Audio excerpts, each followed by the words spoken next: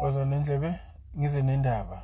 Allegedly bafowethu ma-GNU ake silungiseni lokho.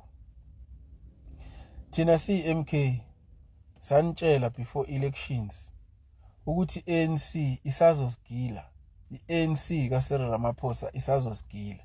Sathi asivoteleni iqembu esaziyo ukuthi alikho captured, iqembu esaziyo ukuthi lizosilethela ushintsho nathi nina ngeke nivotele corruption nabala yonke into le ushukelena nubala. Nibala izinto eningenize niyiprove ngoba nithandani i-ANC. So manje uma sekukhushulwa ama-VAT senifuna ukublame i-MK kanjani? I-MK ihlangana naphi nokukhushulwa kwe-VAT?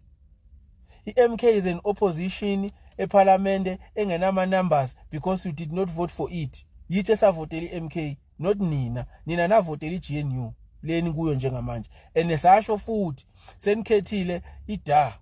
Sasho sathi nikhethe wrong, nasitshela ukuthi nina anifuni nala sambe khona ngoba thina sithatha ama-vote enu sawasa ku-MK.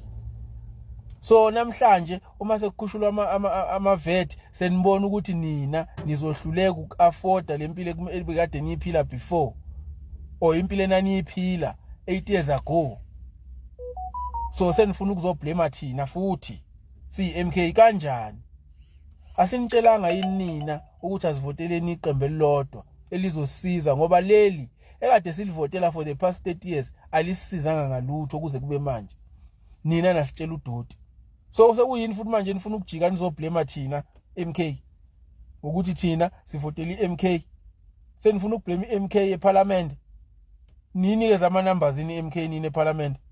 Inehlale engaki MK eParliament? How can iMK oppose iANC? iMK ena 14% or 15%, ANC ena 40% or 39%. How possible is that? Hayi niyasixhaphaza nini. Niyasixhaphaza enesanitshela. Yabona ube kuthiwa sikaze sikhulume lento ukuthi sizokhala uma ngabe niqhubeka nokuvotela iANC, but niyaqhubeka even namanje kuma by elections you are continuing to vote for the ANC. So you want to come and complain futhi nina while you are voting for the very same party nibona ukuthi it does not have your interest at heart, and then you want to come and complain again and even blame us who are trying to fix the land of our forefathers by voting for MK. Niyasixhaphaza. Nina hlalani la nizibeke khona. Yini enizibekile lapha? Hlalani khona. Ukuthi kuyashisa kunjani, we don't care. Thina sizohlala la, sizolwa last corner until we win from last corner. Nina ni right la nikhona. And I wish ukuthi MK must do well in all the words that it has won and show you people ukuthi nina ni useless kangakanani naleli qembu leni eli corrupt, iqembu leni elicindezela umuntu omnyama eSouth Africa.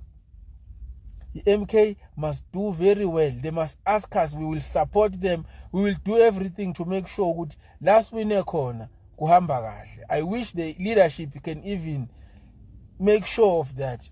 Even if they don't make sure, all these councillors that have won awards, please, khulumani sinisize la nixakeke khona so that we do well, abantu bazoqhubeka bavotela iMK and kuzophela nalento le yabantu ukuthi balokhu bethi hey MK iMK bayazi ukuthi iMK iyasebenza, iMK izosiza abantu.